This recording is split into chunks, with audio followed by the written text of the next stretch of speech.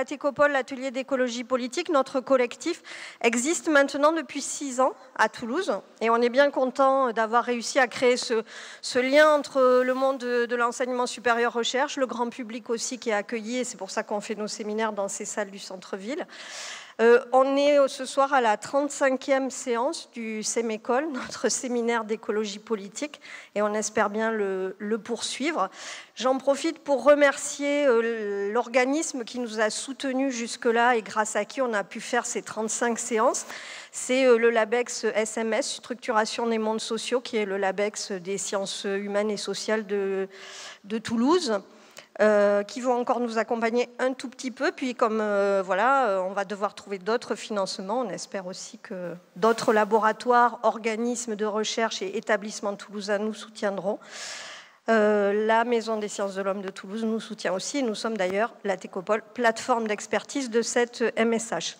Donc, comme d'habitude, on va d'abord entendre notre conférencier. La séance est coordonnée par Capucine Moreau, qui est doctorante à l'UT2 et qui va présenter notre invité, Daniel Tanuro. Et comme d'habitude, on essaiera de conserver un grand moment pour les échanges avec vous, avec le public.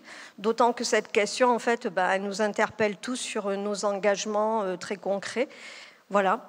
Je rappelle simplement que pour les doctorants et doctorantes qui doivent faire créditer la séance à l'école des docteurs, vous pourrez venir signer la feuille si vous ne l'avez pas déjà fait en fin de séance. Voilà, bonne soirée à tout le monde. Je laisse la parole à Capucine. Merci beaucoup et bonsoir à toutes et à tous. Merci beaucoup d'être venus si nombreux et nombreuses ce soir malgré le temps. Donc là, on va discuter au croisement des questions éco-sociales et des questions stratégiques que pose entre autres le dernier ouvrage de Daniel Tanuro. Et cette séance, elle fait suite à une séance qu'on a fait fin juin sur les questions stratégiques aussi avec Paul Guilibert et Mireille Bruyère. Et là, on va poursuivre et on compte faire une 3e session avec Andreas Malm. Mais on a du mal à le contacter, donc si certains d'entre vous savent comment contacter cette star suédoise, surtout n'hésitez pas. Alors ce soir, on est très heureux d'accueillir Daniel Tanuro. Donc tu es chercheur indépendant. Tu as publié de nombreux livres, dont L'impossible capitalisme vert en 2010, qui montre que la transition énergétique et écologique ne se fera pas dans le cadre de l'économie capitaliste. C'est des débats qui se prolongent dans le livre aujourd'hui. Il y a un autre livre important que tu as coordonné avec Michael Louis, Lutte écologique et sociale dans le monde. Donc c'est une jonction, une réflexion sur les luttes récentes à travers le monde, qui font une jonction entre les luttes rouges, donc les luttes sociales, et les luttes vertes, les luttes écologiques. Donc par exemple les luttes des peuples indigènes, des syndicats en lien avec les luttes écologiques. Et ensuite ce nouveau livre qui est sorti cette année, Écologie, lutte sociale et révolution. Donc c'est aux éditions La Dispute et c'est une discussion avec l'éditrice Marina Garisi et le philosophe Alexis Cuquier. Et donc dans un premier temps, on va poursuivre cette discussion qui est engagée dans le livre, mais pas que, hein, sur d'autres pans. Et ensuite, on va ouvrir le débat avec la salle pendant à peu près 1 heure chacun. On verra comment le temps se découpe. Alors déjà, pour introduire rapidement et poser les bases de ton approche, la question elle va porter sur le constat des responsabilités dans la catastrophe en cours. Donc on a certains comme Jacques Ellul, Bernard Charbonneau qui vont davantage pointer le système technique, la technologie comme étant au cœur de la catastrophe climatique. D'autres qui vont davantage pointer une responsabilité diffuse chez les êtres humains et en particulier les occidentaux à travers la consommation. Puis d'autres qui vont montrer que c'est le capitalisme seul et le rapport de classe qui est à l'origine de la catastrophe en cours. Donc, quel est ton avis là? Et peut-être pour poser la question de manière encore plus claire, est-ce qu'il y a des ennemis et si oui, lesquels? Wow. Vaste question. Bon, c'est clair que la technique n'est pas neutre. Je ne fais pas partie des gens qui considèrent que la technique n'est que technique, qu'elle n'a rien à voir avec le politique et le social. Les technologies ont une dimension sociale et politique. Exemple, la technologie nucléaire n'est pas neutre socialement. Elle implique des dispositifs sécuritaires autour des centrales et un régime autoritaire du travail à l'intérieur des centrales. Voilà, un exemple comme ça. Donc, en ce sens-là, Ellul a une contribution intéressante, disons. Là où je me différencie de lui, c'est que lui, il ne s'intéresse pas aux technologies concrètes, il sacralise, pour ainsi dire, la technique avec un T majuscule, et c'est la technique qui devient l'ennemi. La cause de la catastrophe écologique n'est plus le mode de production et de reproduction et d'échange du système économique en place, le capitalisme, ça devient la technique, cette abstraction qui remplace le capitalisme. Et c'est en fait une pensée assez réactionnaire. Et ce côté réactionnaire de sa pensée s'exprime dans le fait que pour lui, toute technique est à rejeter. Et par exemple, les techniques de contrôle de la fertilité des femmes, la pilule contraceptive, c'est la technique, c'est l'incarnation de la technique, donc c'est pas bon. Bon, pour ne pas parler évidemment de l'interruption volontaire de grossesse. Donc voilà, je crois qu'il faut combiner une critique de la technique à une critique du système social, économique, du mode de production en place et qui génère telle ou telle technique plutôt que telle ou telle autre. La technique nucléaire, par exemple, la technologie nucléaire est typiquement un produit du capitalisme et qui répond à des besoins précis du capitalisme, particulièrement aujourd'hui où on parle de société de l'hydrogène. Pour l'électrolyse de l'eau, il faudra d'énormes quantités d'électricité et il faut que cette électricité soit produite tout près des utilisateurs d'hydrogène parce que l'hydrogène est une molécule qui s'échappe des endroits de stockage. Donc on va installer, par exemple, c'est des projets, des mini-centrales nucléaires à proximité des aérodromes ou des aéroports pour alimenter les avions en hydrogène. Bien. Alors, d'un autre côté, il y a effectivement tous ceux qui prétendent que la crise écologique est due au tard inévitable des êtres humains, de Homo sapiens, qui est destructeur de son environnement par nature. Je m'inscris en faux contre ça. Dans mes travaux, je me suis particulièrement acharné contre une vedette de cette théorie, qui est l'Américain Jared Diamond. Et je trouve que l'affaire est assez vite réglée quand on prend le cas qu'il a monté en épingle pour faire sa démonstration, c'est-à-dire le cas de l'île de Pâques. Pour lui, l'effondrement de la société pasquane, le fait que la forêt qui existait sur l'île a été complètement éliminée. Cette élimination aurait provoqué une catastrophe écologique. L'élimination aurait été due à la folie des grandeurs des tyrans qui régnaient sur les Polynésiens, sur les indigènes, et la catastrophe écologique, la déforestation, aurait provoqué une chute de population qui serait passée de 30 000 à 3 000 êtres vivants. Alors, c'est complètement faux.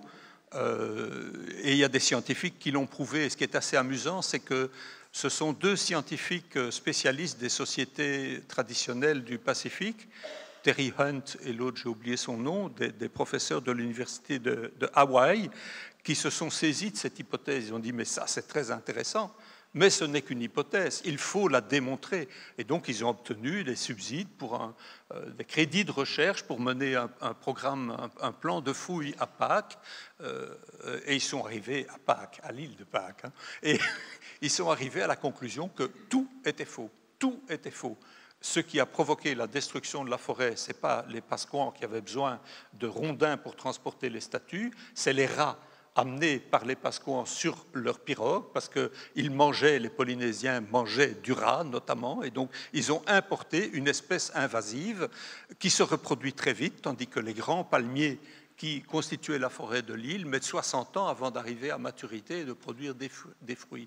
Et donc les rats ont gagné la course de vitesse sur les palmiers, et c'est croisé par la disparition de cette variété de palmiers sur d'autres îles du Pacifique. Et en fait, pour la petite histoire, parce que je trouve que cette histoire est assez fascinante, la manière dont cette métaphore, la comparaison entre l'effondrement, le soi-disant effondrement de Pâques et l'effondrement qui menace la planète aujourd'hui, c'est une métaphore qui a eu un succès planétaire et qui fascine par justement sa simplicité. Nous n'avons qu'une seule planète dans l'univers. Les Pasquans n'avaient qu'une île perdue au milieu du Pacifique. Ils l'ont bousillée et nous bousillons la planète. Et en fait, il est fort probable que pour déplacer les fameuses statues, ils n'employaient même pas de rondins. Ils employaient des cordes et ils déplaçaient les statues comme vous déménagez un frigo en le balançant et en comptant sur la position de son centre de gravité. Et si vous cherchez sur la toile, vous trouverez des vidéos d'étudiants travaillant pour les deux archéologues en question qui ont reproduit ce fonctionnement et qui déplacent une statue de plusieurs tonnes, un moai de plusieurs tonnes sur l'île de Pâques. Donc tout ça pour dire quoi? Tout ça pour dire que il y a eu des catastrophes écologiques dans le passé, c'est clair, mais des catastrophes locales. Et quand des populations étaient confrontées à des catastrophes de ce genre, elles y réagissaient de façon intelligente et rationnelle. Dans le cas de Pâques, par exemple, la disparition de la forêt a créé un problème énorme aux Pasquans parce qu'ils pratiquaient une agriculture sur abbati-brûlis. Je suppose que vous savez tous et toutes de quoi il s'agit. S'il n'y avait plus d'arbres à abattre, se posait le problème des sources d'amendement du sol. On ne pouvait plus brûler les arbres pour enrichir le sol, donc il fallait trouver autre chose. Et les recherches les plus récentes indiquent que, fort probablement, ils ont déplacé d'énormes quantités de cailloux du volcan de l'île pour briser ces cailloux autour de leur plantation parce qu'ils avaient observé qu'à proximité de certaines pierres, les plantes poussaient mieux qu'en l'absence de ces pierres. Donc il y avait un élément d'apport d'éléments minéraux grâce à cette technologie. Et si on compare ça à la situation actuelle, pourquoi je m'étale en détail sur cette histoire? Parce que la comparaison avec la situation actuelle, du point de vue des savoirs, elle est tout à fait extraordinaire. Nous savons depuis des décennies aujourd'hui que l'émission de CO2 et d'autres gaz à effet de serre menace de perturber extrêmement gravement le climat de la planète, au point de provoquer plus qu'une catastrophe, un cataclysme. Chaque année, nous avons les COP qui se réunissent, nous avons les rapports du GIEC qui, depuis plusieurs décennies, refont le diagnostic qui ne varie pas, sauf qu'il est de plus en plus précis et de plus en plus inquiétant, et on a des pouvoirs politiques qui ne réagissent pas. Au contraire, au plus la catastrophe climatique est grave et manifeste aux yeux des populations, aux yeux de tout le monde, et l'humidité à Toulouse en est un signe. Au moins, on en parle dans le débat politique. Et en France, lors des dernières élections, c'était assez manifeste quand même. La question du climat et la question de l'écologie en général étaient soit non traitées, soit ramenées au point de détail, xème point des programmes politiques. Donc, d'où vient cette espèce de contraste vraiment très interpellant entre l'extrême qualité de la science, des sciences dont nous disposons aujourd'hui, et l'incapacité à ce que le message ou le diagnostic des sciences soit transmis en décision politique? Il vient du fait que le système ne fonctionne pas sur base de la rationalité telle qu'elle peut découler du diagnostic scientifique. Le système, il fonctionne sur base de la quête du profit immédiat et maximum pour les propriétaires de capitaux, c'est-à-dire ceux qu'on appelle les capitalistes. Et donc, quoi qu'il advienne, les capitalistes continuent. Très concrètement, le secteur de l'énergie fossile, pétrole, charbon, gaz naturel, ces gens-là qui ont une puissance colossale, sont propriétaires de réserves de combustible. Ces réserves de combustible sont, au-delà de la réserve physique, ce sont des actifs financiers pour eux qui figurent à leur bilan dans la colonne des actifs, et donc il est hors de question pour eux d'arrêter de les exploiter. Ils les exploiteront, ils comptent les exploiter jusqu'à la dernière goutte de pétrole, à la dernière tonne de charbon ou jusqu'au dernier mètre cube de gaz. Cela en dépit du fait qu'eux-mêmes, il y a plus de 30 ans, sont déjà arrivés avec leurs équipes de scientifiques à leur service à la conclusion que la combustion des combustibles fossiles menaçait de foutre en l'air le climat de la planète.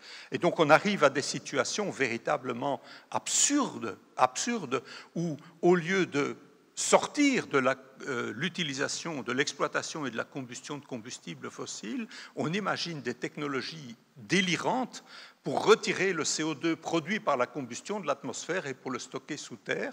Ce sont des projets d'apprentis sorciers. Certains sont dangereux et la plupart risquent de ne pas fonctionner, ou en tout cas de fonctionner d'une manière totalement insuffisante par rapport à l'enjeu. Et donc la véritable responsabilité, c'est celle-là. On peut intégrer la critique des technologies, on peut admettre, celle que soulèvent Ellul et d'autres, on peut admettre que d'autres sociétés humaines dans le passé ont causé des catastrophes écologiques, mais ce à quoi nous assistons aujourd'hui, à la fois par l'ampleur, par le côté généralisé et par l'aveuglement, alors que nous disposons de tous les diagnostics nécessaires pour agir, ces deux facteurs-là en font une crise écologique absolument sans précédent et qui ne s'arrêtera pas si les populations ne se soulèvent pas contre la source même du problème. Merci beaucoup. Donc, sur ce constat, tu développes, c'est un livre de stratégie quand même, et donc tu vas développer, toi tu défends l'écosocialisme, qui est une intersectionnalité des luttes et une convergence large des luttes, indigènes, féministes, antiracistes, syndicales, etc. Et tu dis en même temps qu'il faut mettre le focus sur la classe ouvrière. Alors pourquoi donc à la fois cette convergence et un focus sur la classe ouvrière? Et est-ce que aussi tu peux définir ce qu'est la classe ouvrière? C'est pas forcément évident, il y a beaucoup de définitions. Bon, mon approche, elle est assez pragmatique. OK, il faut s'attaquer au système capitaliste et en théorie, dans le système de classe dans lequel nous vivons, la classe sociale qui aurait intérêt à liquider le système capitaliste, c'est la classe des exploités et des opprimés. Ceux qui n'ont pas d'autres ressources pour vivre que de vendre quotidiennement leur force de travail contre un salaire, et leur salaire détermine tout. Des salaires déterminent l'existence, ils déterminent l'achat de la nourriture, l'école pour les enfants, les soins de santé, le loyer de la maison, les déplacements, tout dépend du salaire. On a parfois l'illusion d'une autonomie en tant que consommateur, mais nous sommes en fait extrêmement limités. Nous ne décidons pas ce qui est produit, comment c'est produit, pour satisfaire quels besoins. Tout ça, ça nous est imposé. Donc, il y a des gens qui se réclament du marxisme, qui en déduisent que finalement, seule la classe ouvrière peut solutionner la crise écologique, et que donc, comme le dit par exemple Matthew Huber, ce géographe américain qui a écrit Climate Change as a Class War, dans une interview dans je ne sais plus quel journal, ça a été reproduit dans un périodique français d'ailleurs, il dit en fait pratiquement il n'y a pas grand-chose à faire, il faut attendre que la classe ouvrière se réveille et s'empare des enjeux écologiques comme elle s'empare des enjeux de salaire ou de conditions de travail. Moi, je m'inscris en faux contre cette idée-là parce qu'elle ne débouche sur rien du point de vue de l'activité concrète et elle ne prend pas en compte la réalité de l'activité concrète parce qu'il y a des luttes écologiques aujourd'hui.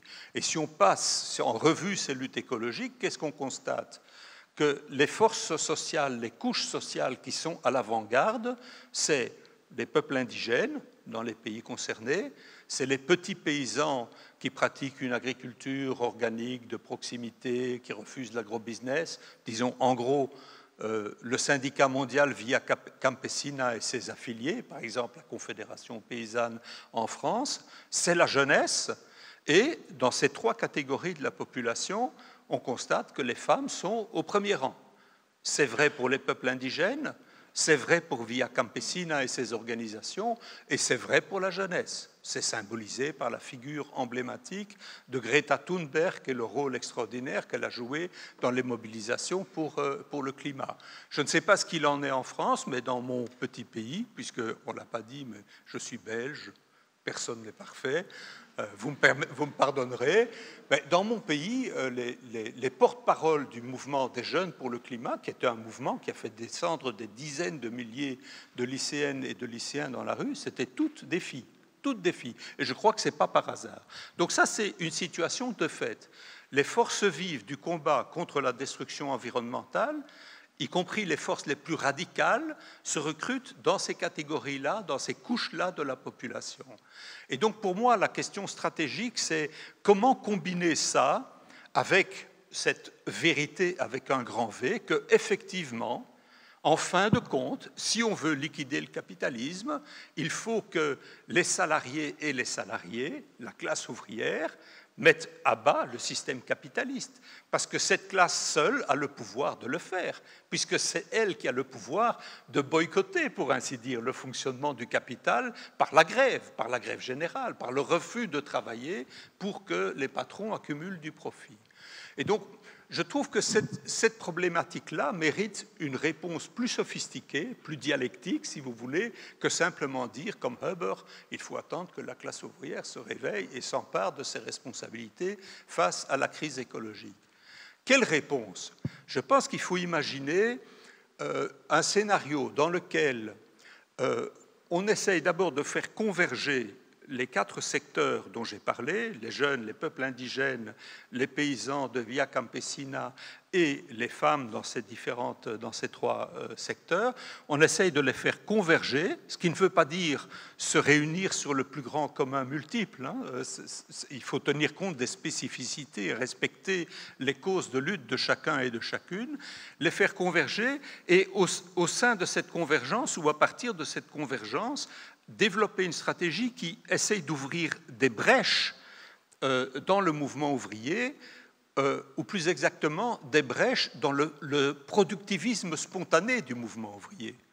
Pourquoi est-ce que je parle de productivisme spontané du mouvement ouvrier? Ça peut choquer certains marxistes pointus, mais je tiens bon sur cette considération. Parce que, comme je l'ai dit, tout travailleur, toute travailleuse salariée dépend de son salaire à la fin du mois. Aucun travailleur, aucune travailleuse ne souhaite la faillite de son entreprise parce que son salaire disparaît.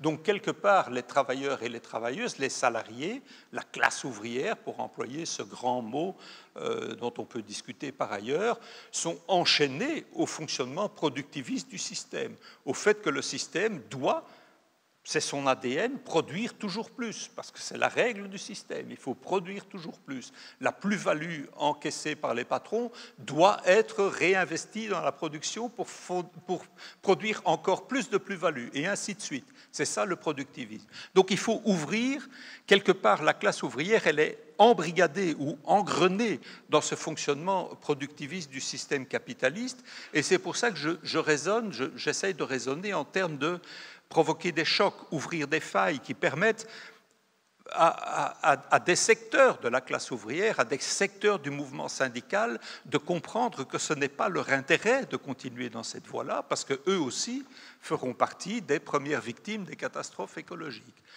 Donc comment faire? Il faut essayer de les mettre sous pression, et en même temps leur présenter, les aider à formuler eux-mêmes une alternative qui puisse sembler désirable.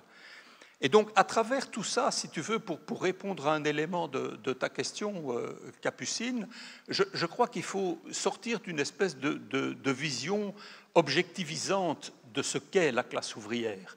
Pour moi, la classe ouvrière, si on dit que c'est un sujet de transformation de l'histoire et de la société, il faut prendre le terme sujet au pied de la lettre. Un sujet, ce n'est pas un objet par définition. Et un sujet, ça se forme, ça forme sa conscience, ça forme son projet de vie à partir de l'expérience vécue. Donc il faut considérer que les luttes des femmes, les luttes de la jeunesse, les luttes des petits paysans contre l'agrobusiness et même les luttes des peuples indigènes font partie d'une perspective de classe pour combattre la domination du capital sur notre société et sur son mode de production. Bon, je m'arrête là. Ouais. Mais justement, donc tu fais aussi une analyse du mouvement écologiste tel qu'il existe aujourd'hui, principalement en France, dont la dynamique en ce moment, c'est une convergence des organisations écologistes dans les soulèvements de la terre. Et il y a 2 points qui peuvent être soulevés. Alors, juste pour dire rapidement, en ce moment, il y a des assemblées qui fleurissent partout en France pour la constitution, l'installation, la poursuite de ce mouvement-là. Et centralement, pour les soulèvements de la terre, il s'agit de désarmer l'industrie, les infrastructures démodées pour le monde de demain. Et par rapport à ta pensée, ou en tout cas ce que j'en ai compris, il y a 2 points qui peuvent être soulevés et peut-être avec lesquels tu ne serais pas d'accord, je ne sais pas. La question de la focalisation sur l'objet. le fait que ce soit l'infrastructure ou les techniques qui sont déjà à prendre en compte, à regarder et à désarmer, qui n'est pas les rapports de production, par exemple, ou les rapports de classe. Ça peut être une chose, ou alors l'absence de l'intégration des travailleurs dans ces luttes des désarmements. Donc, il y a le cas de Lafarge, une cimenterie, où on bloque les entrées sans forcément tenter ou essayer de se lier aux travailleurs. Voilà. Est-ce que toi, qu'est-ce que tu en penses? Oui. Bon, donc je pense que l'évolution du mouvement écologiste, je ne parle pas des partis verts, je parle des associations et des mouvements sociaux qui luttent sur les enjeux environnementaux. Je pense que l'évolution de ces dernières années est une évolution qui va dans le sens de plus de radicalité, de conflictualité, et qui sort de tout ce cadre consensuel comme quoi le capitalisme va engager une transition plus ou moins indolore vers un système qui respecte les équilibres de la planète, qu'il suffit qu'on développe les technologies ad hoc et que tous et toutes nous changions nos comportements. Donc je pense que ce discours-là, qui était le discours dominant et qui dominait y compris dans les grandes associations environnementales comme Greenpeace, encore plus le WWF, aujourd'hui il devient obsolète.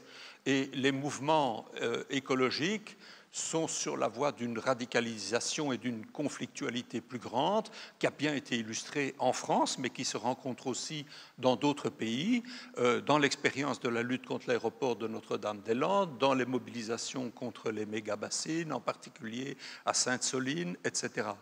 Et cette radicalisation suscite évidemment une réaction des pouvoirs en place, des gouvernements, des États, une réaction qui est une réaction de répression, et la répression est couplée à une tentative de disqualification de ces mouvements.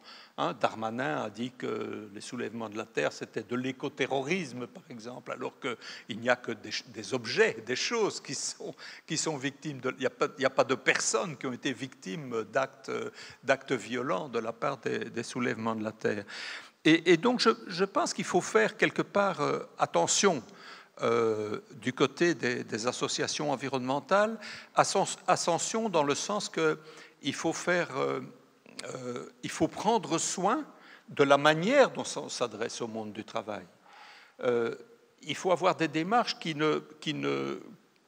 peuvent provoquer des frictions, des réactions plus ou moins hostiles, mais il faut toujours le faire avec bienveillance, avec respect, bannir le mépris, ne pas se camper en donneur de leçons, essayer de dégager des points de convergence, montrer l'intérêt à long terme ou à moyen terme de cette convergence et de combats communs. Et cela requiert non seulement des formes de lutte, mais aussi un programme de revendication, des perspectives de transformation concrètes, des demandes qui permettent de faire converger effectivement le respect des contraintes écologiques d'une part et la satisfaction des besoins sociaux d'autre part. Donc il faut une pensée vraiment sur le programme de transformation sociale qui permet de rencontrer à la fois ces deux nécessités. Et ce n'est pas toujours facile. C'est possible, mais ce n'est pas toujours facile. Et donc on peut faire un petit exercice sur quel type de revendication permettrait de satisfaire à la fois des besoins sociaux et des besoins écologiques. Exemple, le développement du secteur public, dans le secteur de la santé, dans le secteur de l'enseignement, dans le secteur du transport, un vrai réseau de transport public gratuit, plutôt que le tout à la bagnole et la construction de nouvelles autoroutes, comme vous en avez une dans la région, là, qui mobilise pas mal les soulèvements de la terre. Voilà, ce genre de choses, c'est un exemple. C'est un exemple parce que le développement d'un secteur public de qualité, surtout s'il est placé s'il est couplé à des mécanismes de contrôle, de participation des populations concernées, c'est un véritable mieux-être. C'est un mieux-être pour les enfants, l'accueil de la petite enfance, c'est un mieux-être pour les personnes âgées, l'aide qui leur est apportée à domicile, c'est un mieux-être pour le secteur des soins, c'est un mieux-être pour tout le monde. Donc voilà le type de revendication qu'il faut essayer de mettre en avant, de faire naître, de faire germer dans les mobilisations. Bon, il y en a d'autres. Sur la question de l'eau, puisqu'on parlait des méga-bassines, le caractère public de l'eau, la défense du caractère public de l'eau. En fait, les méga-bassines, c'est une brèche ouverte dans la propriété publique de l'eau. C'est une appropriation de la ressource eau par l'agrobusiness et à son profit. C'est un scandale de ce point de vue-là. Et en plus, ça coïncide très bien à ce que le GIEC appelle de la mésadaptation, c'est-à-dire des mesures qui prétendent s'adapter au changement climatique, mais en fait qui, à terme, risquent d'aggraver les conséquences du changement climatique. Donc défendre le caractère public de l'eau, défendre l'idée d'une gratuité de la consommation d'eau correspondant aux besoins de base d'un ménage moyen, disons, sont des revendications de type écosocial. Un exemple que j'aime beaucoup donner, c'est la question du temps de travail. Parce qu'une des caractéristiques de la situation actuelle de la crise écologique, c'est que le capitalisme, dans sa folie productiviste, est allé au-delà de limites, je mets limite entre guillemets, limites planétaires, qu'il faut donc revenir en arrière sur un certain nombre de points, c'est-à-dire qu'il faut oser prononcer ce mot tabou de décroissance, mais dans le sens d'une décroissance qui soit à la fois sociale et démocratique. Et une des manières dont le mouvement ouvrier peut adhérer à l'idée d'une décroissance de ce type, c'est la réduction du temps de travail. C'est le combat pour la réduction du temps de travail est le combat fondateur du mouvement ouvrier au XIXe siècle. C'est le fondement du mouvement syndical international.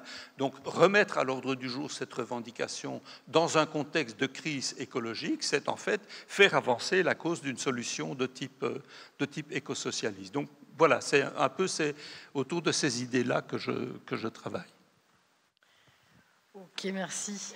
Alors, pour poursuivre un peu sur l'analyse du mouvement écologiste tel qu'il existe aujourd'hui en France, il y a l'idée que c'est la pensée autonome anarchiste qui quand même prend le dessus, on pourrait dire, du fait en premier lieu que les premiers penseurs d'écologie politique soient issus de ce mouvement-là. On pense à Ellul, à Charbonneau, etc. Et toi, tu vas, par exemple, parler de l'autogestion comme des alternatives. Donc, rendre désirable le modèle du petit paysan, du petit exploitant, des petits pêcheurs contre la pêche industrielle ou les gros exploitants. Et comment tu te positionnes au croisement du coup d'une pensée autonome et éco-socialiste ou alors à l'exclusion de l'un ou de l'autre, enfin de la pensée autonome pour le coup? Je comprends pas. En fait, la question de l'autogestion, de la question de démocratique et du modèle de la petite paysannerie, du petit pêcheur, un retour à un localisme et à une production à petite échelle, en tout cas immédiatement, fait penser à la pensée autonome. Et voilà, en fait, je voulais savoir quel lien tu as, toi, avec... Peut-être que c'est juste moi qui fais le lien, il n'y en a aucun. Non, là, tu cherches midi à 14h.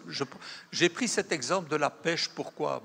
Parce qu'il y a des millions de petits pêcheurs. Un petit pêcheur, c'est quoi? C'est un pêcheur dont le bateau fait moins de 15 mètres de long. Il peut éventuellement employer des salariés, mais peu. Dans tous les cas, s'il emploie des salariés, c'est une très petite entreprise. Okay?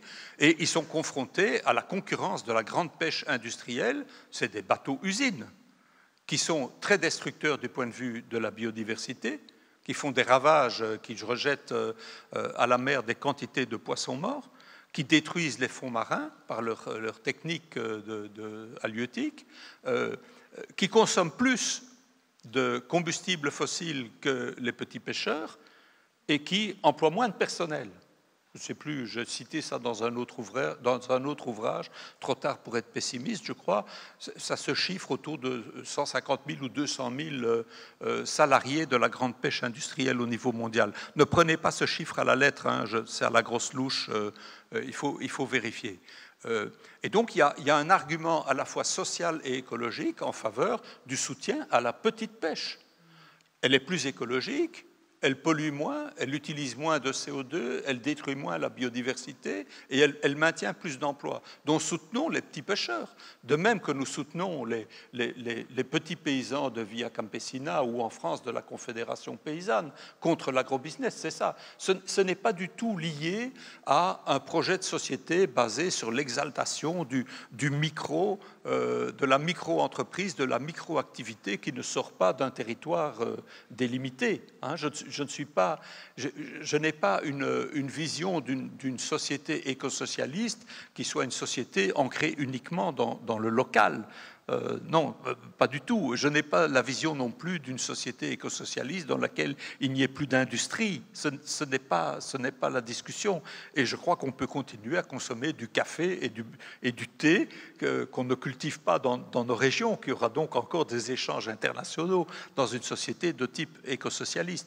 Ce n'est donc pas le débat. Ce n'est pas par exaltation des pensées ou des penseurs autonomes ou ultra-libertaires que je pense qu'on doit appuyer aujourd'hui les petits paysans ou les petits pêcheurs contre l'agrobusiness et contre la pêche industrielle. C'est simplement à partir du constat que les petits pêcheurs, comme les petits agriculteurs qui font du bio et du local, effectivement, assurent plus d'emplois, assurent une meilleure protection de la biodiversité et ont beaucoup moins d'impact polluant sur le climat. C'est tout. Et donc, oui, donc pour toi, ce n'est pas une stratégie, mais il faut soutenir ce mode de production-là. Oui. Voilà.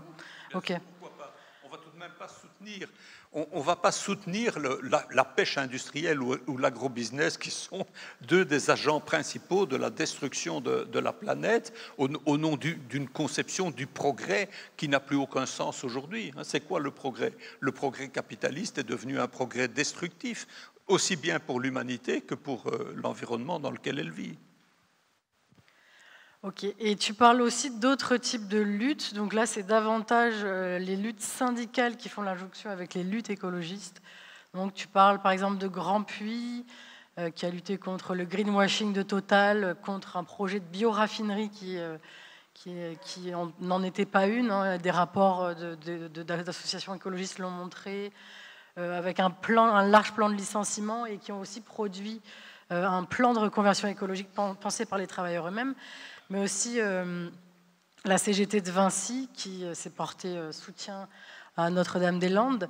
Donc pour toi, quels sont les points forts, les limites et les possibilités à venir de ces jonctions-là entre le mouvement écologiste et d'autres acteurs, notamment du mouvement syndical ?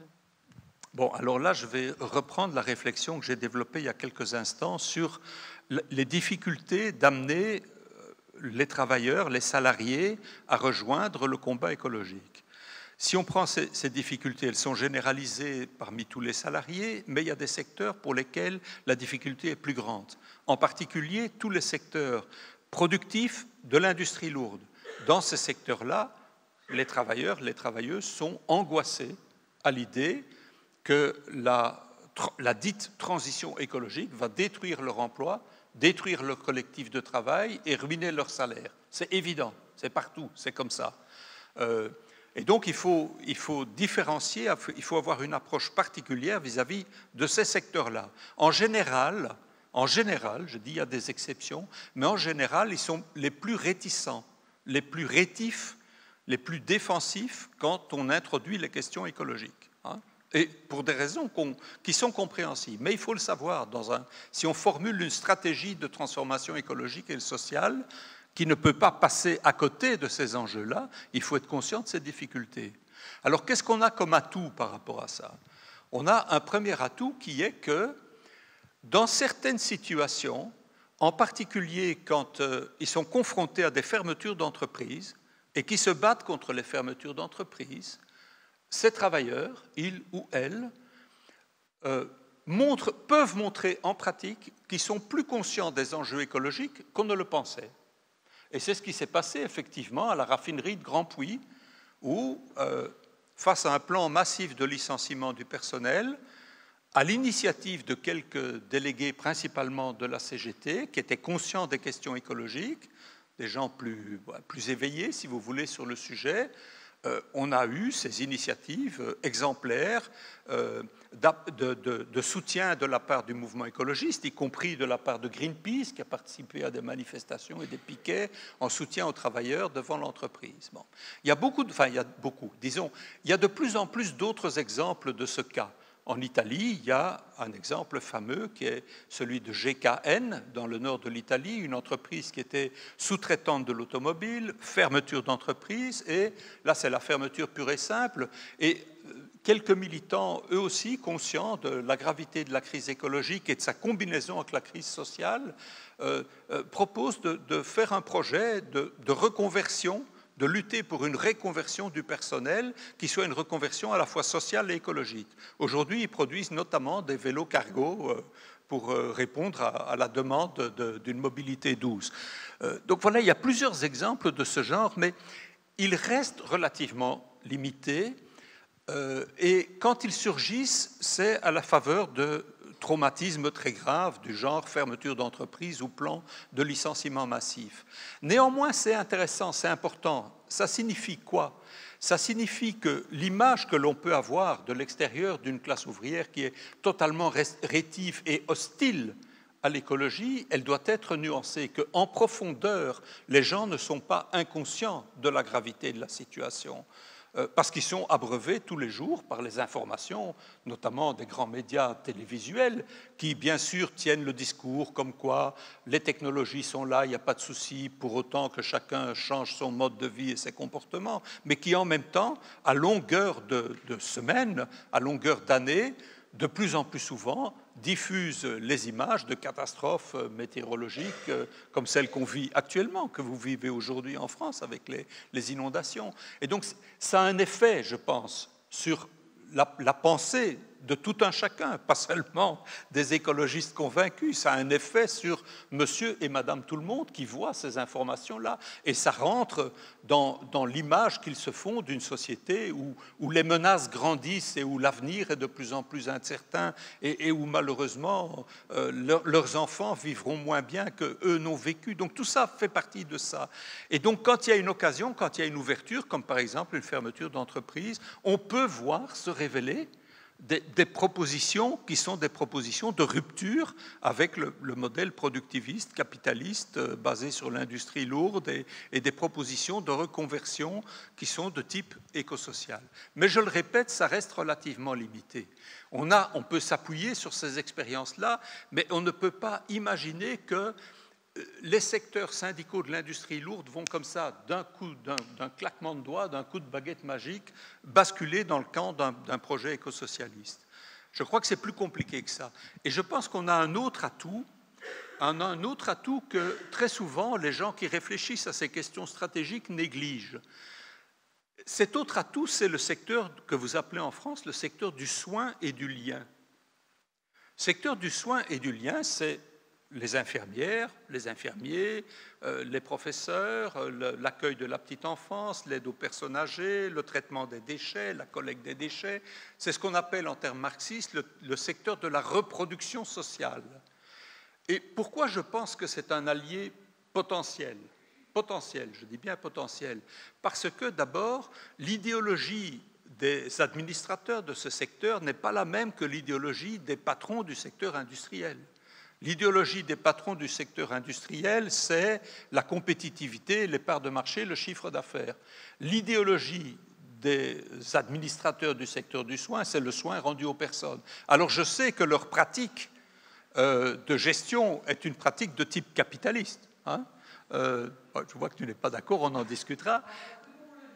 Ok, bon, d'accord. Ok.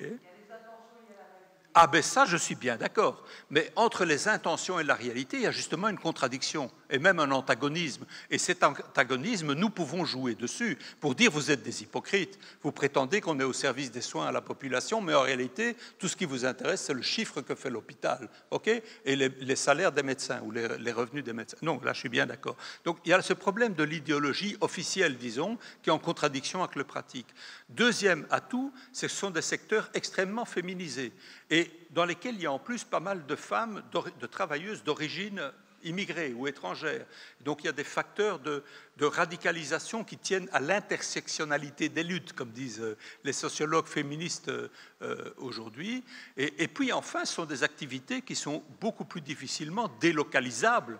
On ne peut pas délocaliser l'hôpital au Bangladesh. On peut l'éloigner à 200 km des personnes, et ça se fait de plus en plus souvent dans vos régions rurales, mais on ne peut pas le délocaliser. Donc ce sont des facteurs qui, à mon avis, permettent de penser que le secteur du soin et du lien, au niveau syndical, au niveau du monde du travail, sera plus réceptif à la question écologique que les secteurs de la production, en particulier dans l'industrie lourde. Okay? Parce que l'enjeu de la question écologique, c'est justement celui-là, c'est prendre soin de la planète et des gens qui y habitent. Et donc, il y a une résonance possible avec ce secteur du monde du travail. Et donc, alors vous allez me dire, c'est un raisonnement purement intellectuel, abstrait. Ben, pas tout à fait. J'ai vécu personnellement quelques expériences qui me renforçaient dans cette opinion-là. Par exemple, il y a une dizaine d'années, je participais à un camp climat en Rhénanie-Westphalie, en Allemagne, contre ces gigantesques mines de lignite, hein, vous connaissez, des trucs hallucinants.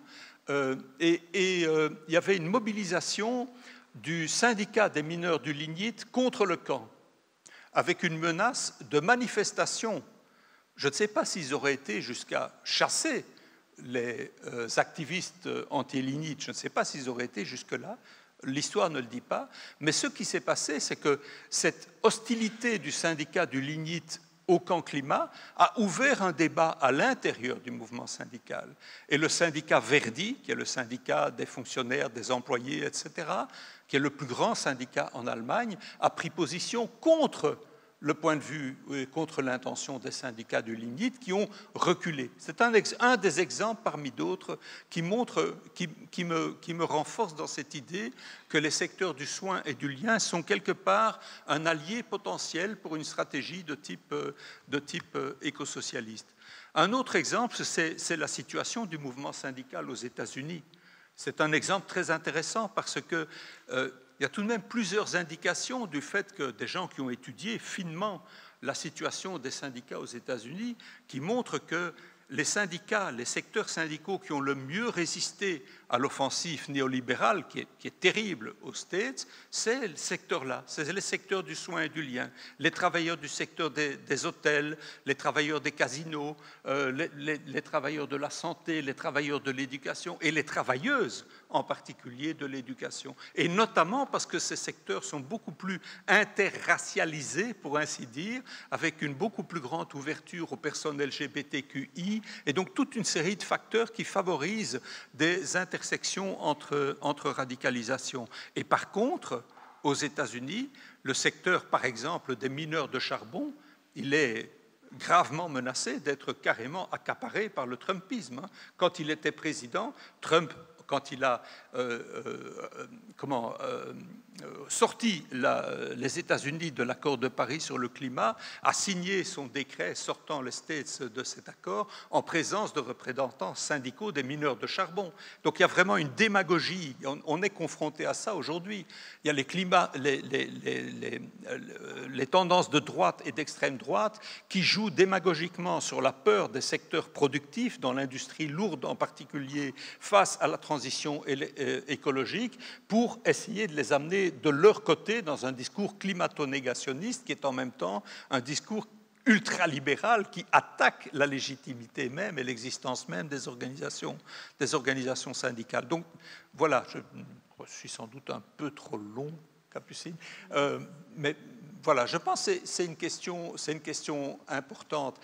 Et c'est important pour les activistes. Bon, dans mon pays, on n'a pas les soulèvements de la Terre, mais on a un machin qui s'appelle Code Rouge, qui est un peu inspiré des soulèvements de la Terre, qui aimerait bien faire comme les soulèvements de la Terre. On regarde souvent vers la France. Hein. Et qu'est-ce qu'ils font? Ils regroupent quelques milliers d'activistes et ils envahissent un aéroport d'où partent des jets privés, par exemple. Ils ont fait ça l'an passé. Ou bien ils bloquent une raffinerie de Total pendant un week-end, mais de l'extérieur.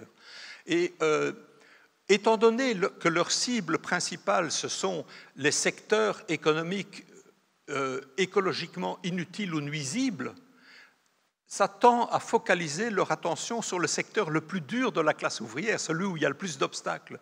Et ils tentent à perdre de vue l'autre aspect, le fait qu'ils pourraient s'adresser au secteur du soin et du lien.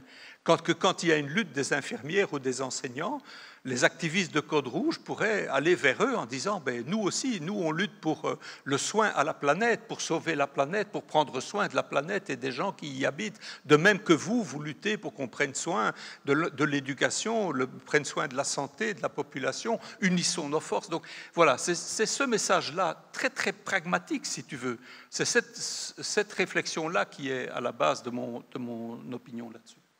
Ok.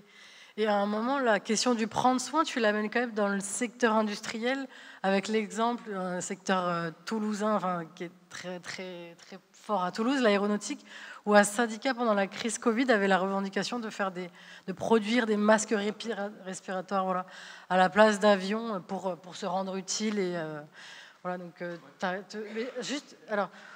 comme on n'a plus beaucoup de temps, donc je te laisserai répondre. Et ma dernière question, qui peut être aussi une ouverture pour le débat qui va suivre. Donc tu fais le constat là d'une répression du mouvement écologique.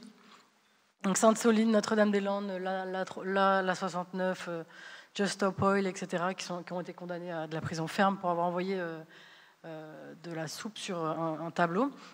Et en parallèle également, des centaines de syndicalistes qui sont attaqués pour des prises de position, pour des actions pendant les mouvements des retraites, par exemple, etc., etc. Et du coup, comment on réagit à cette double vague de répression dans cet enjeu, crise, catastrophe climatique voilà. C'était quoi ton premier truc? Le premier truc, c'est la notion de prendre soin qui est arrivée dans la question industrielle. Oui, donc vous m'excuserez, je vous demande d'être indulgent, mais je n'ai pas amené mes bottes pour venir à Toulouse au mois d'octobre, je n'ai pas cru que ce serait nécessaire, et j'ai pris l'eau depuis hier soir, et j'espère ne pas couler à pic dans l'heure qui vient, mais je ne suis pas en pleine forme quand même. Bon, j'ai pris froid. Mais donc... Donc voilà, j'essaie de rassembler mes esprits malgré tout. Répète-moi un peu ta première partie, là, ton premier point. Donc le fait de prendre soin du secteur de la santé, de l'éducation, t'amène dans le secteur industriel par cet exemple de l'aéronautique. Oui, mais c'est un exemple de l'aéronautique qui confirme ce que je vous ai dit précédemment, c'est-à-dire que OK, ce secteur de la classe ouvrière a l'air d'être le plus rétif, le plus craintif, le plus sur la défensive quand on discute d'écologie, mais quand il y a des événements qui mettent en danger son existence, on voit apparaître des potentialités qui étaient cachées. Parce que, malgré tout, l'information et la crainte de la gravité de la crise écologique cheminent dans les pensées. Et c'est ce qui s'est passé avec l'épisode du Covid, justement, et de l'aéronautique. Tout d'un coup, la crise Covid, en arrêtant toutes les communications, tout le trafic aérien, a mis en pleine lumière le fait que l'avenir de l'aéronautique était menacé. Et effectivement, il l'est, puisque les patrons de l'aéronautique disent on va doubler le trafic aérien d'ici 2050. Mais on va faire comment? En tenant compte des impératifs climatiques. Donc il y a au moins une incertitude au minimum là-dessus. Alors, bien sûr, il y a des gens qui pensent que des solutions technologiques vont venir comme des Deus ex machina pour résoudre le problème. Je ne sais pas si ces solutions technologiques sont valables ou pas. J'ai un certain nombre de doutes là-dessus, notamment sur l'usage de l'hydrogène dans le trafic aérien, mais je ne suis pas un spécialiste de ces questions, donc je ne vais pas m'aventurer sur ce terrain. Mais ce qui me semble très, très important, c'est que justement ce contexte de crise et de menaces ressenties sur l'avenir du secteur et de l'emploi dans le secteur a amené des travailleurs, des syndicalistes à formuler cette proposition. On peut produire autre chose qui serait utile à la société dans le contexte de la crise sanitaire et de la pandémie. On pourrait, avec nos équipements, avec nos compétences, produire des respirateurs. C'est ce réflexe-là qui m'intéresse. Et c'est ça qui me confirme dans cette idée qu'il ne faut pas avoir une vision catastrophiste comme quoi tout est foutu parce que les travailleurs de l'industrie lourde, jusqu'au bout, voudront accompagner les patrons pour brûler jusqu'à la dernière tonne de pétrole et le dernier litre de pétrole ou la dernière tonne de charbon. Je crois que c'est plus compliqué que ça, qu'il n'y a pas de fatalisme à avoir et que l'histoire peut aussi réserver parfois de bonnes surprises. Merci. Tu n'as pas répondu à la dernière question, mais on va dire que ça fait le débat. C'est sur la double vague de répression et qu'est-ce qu'on fait aujourd'hui. Mais ça peut être, je ne sais pas, est-ce que tu veux répondre ou on lance le débat avec la salle? Allez, lançons le débat.